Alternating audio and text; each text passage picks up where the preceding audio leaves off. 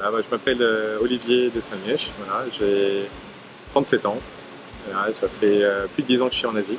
J'ai fait l'agro à Nancy, je suis sorti en 2006, ouais, si je me rappelle bien. Je suis admis sur titre, j'étais un Pierre et Marie Curie pendant presque 5 ans. J'ai fait de la bio. Voilà, donc pourquoi la bio, pourquoi l'agro? Très simple, je suis né en Afrique, j'ai vécu en Afrique pendant plus de 10 ans. J'ai toujours voulu travailler un petit peu dans l'amont de la chaîne. C'est vrai que le côté je dirais agronomique et agroalimentaire, c'est vraiment la chose qui était le plus intéressante.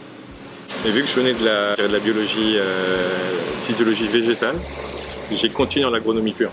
Donc en fait ce que j'ai fait, c'est que j'ai fait la protection des plantes, protection des cultures.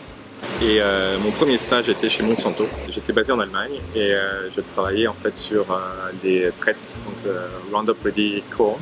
Bon, l'Allemagne c'est un pays assez intéressant parce que il y a beaucoup d'ennemis des OGM. Pour moi, d'un point de vue purement scientifique, c'était vraiment intéressant de faire des essais au champ sur des OGM.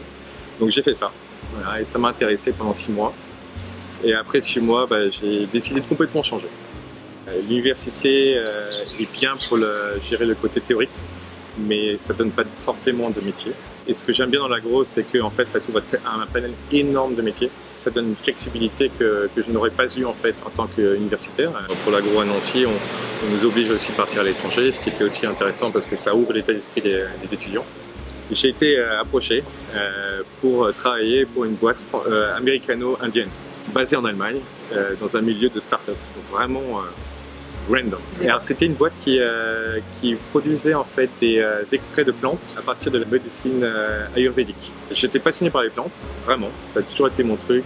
On était basé près de Francfort, dans un petit bled près de Francfort, et on travaillait avec des Indiens, quoi. Donc c'était vraiment en termes de diversité culturelle ultra challenging. C'est vraiment une autre façon de travailler. Et c'était en fait mon premier contact avec l'Asie. Alors j'étais vendeur, donc j'ai fait ça pendant presque 2 ans.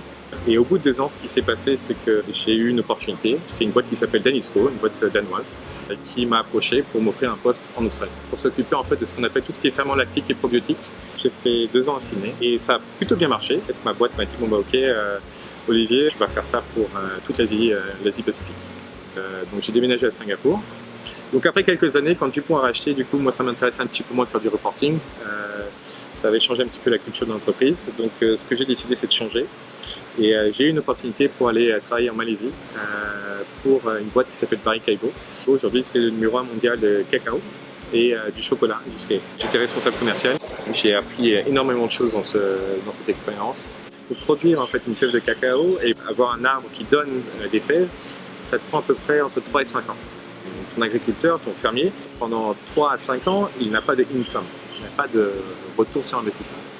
Donc c'est très difficile en fait aujourd'hui pour un fermier qui a très peu d'argent et qui vit vraiment sous le seuil de pauvreté de pouvoir en fait s'occuper de la fève de cacao parce que c'est aussi un arbre qui a besoin de beaucoup de soins. Voilà. Et la différence entre le cacao et l'huile de palme, c'est que l'huile de palme en 2 ans, tu peux déjà commencer à faire un harvest. Et du coup, en fait, en termes de return of investment pour les agriculteurs, c'est beaucoup plus intéressant. Ça fait partie aussi du process de développement de ces pays-là. Et je pense que le renier, c'est, je pense, se voiler de la face. Avec l'expérience et surtout avec le network, on se crée au niveau professionnel. Au bout d'un moment, les opportunités viennent.